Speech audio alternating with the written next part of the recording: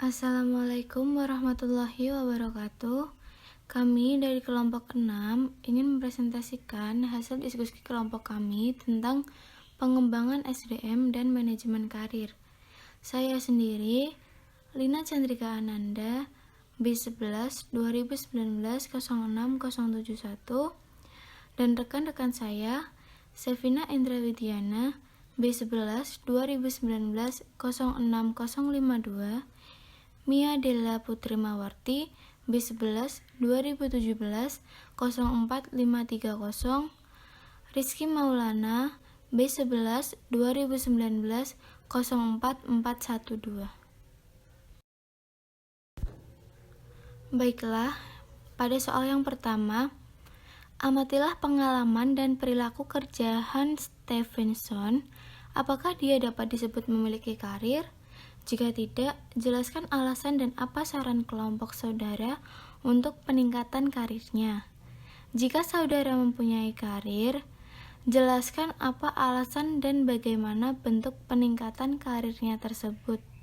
Bagaimana pula program pengembangan SDM yang cocok untuk Hans Stephenson.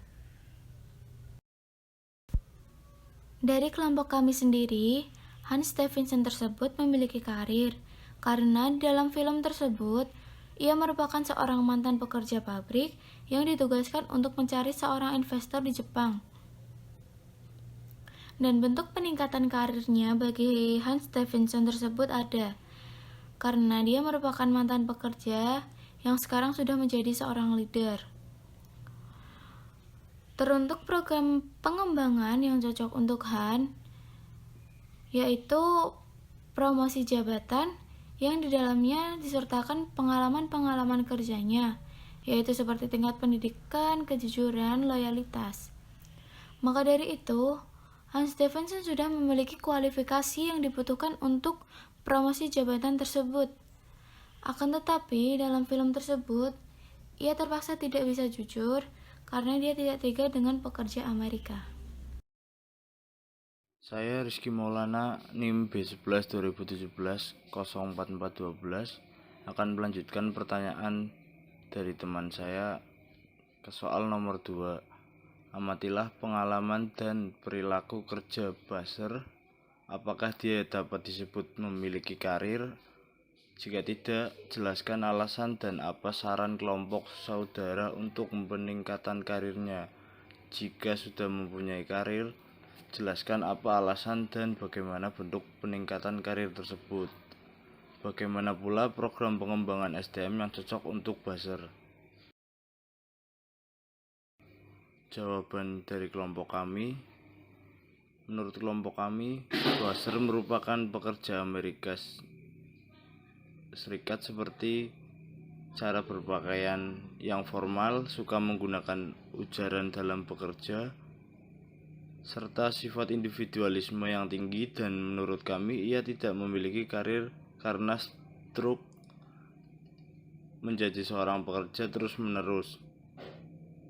Dan saran kami untuk pengembangan karirnya adalah dengan melakukan pendidikan dan pelatihan. Terima kasih. Perkenalkan, nama saya Mia Della Putri Mawarti, NIM B11 2017 04530. Saya akan melanjutkan presentasi teman saya yaitu ke soal nomor 3. Amatilah pengalaman dan perilaku kerja Takahara Koziro. Apakah dia dapat disebut memiliki karir? Jika tidak, jelaskan alasannya dan apa saran dari kelompok saudara untuk peningkatan karirnya. Jika sudah mempunyai karir, jelaskan apa alasan dan bagaimana bentuk peningkatan karirnya tersebut. Bagaimana pula program pengembangan SDM yang cocok untuk Takahara Koziro.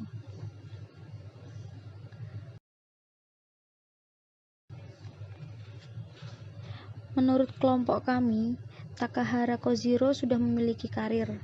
Dia merupakan seorang pekerja Jepang yang telah memiliki posisi sebagai eksekutif di perusahaan, juga sebagai pemimpin yang mengepalai pabrik di Amerika.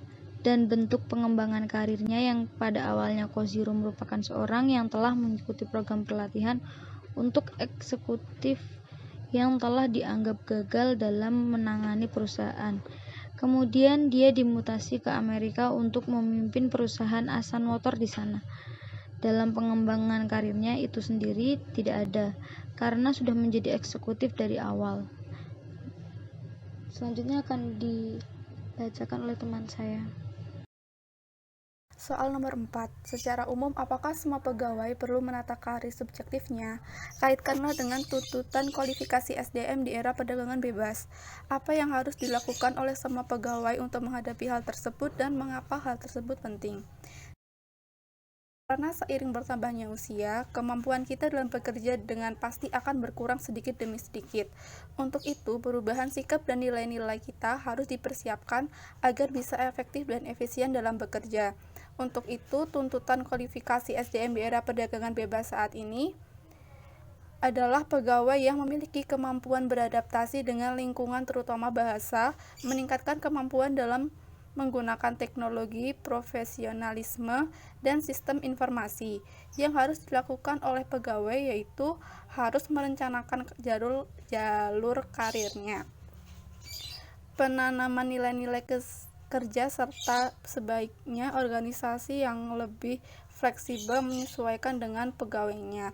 Dilakukan pelatihan dan pemeliharaan SDM. Hal ini sangat penting agar perusahaan dapat bertahan dan bersaing di era globalisasi ini. Sekian dari kelompok kami. Apabila ada pertanyaan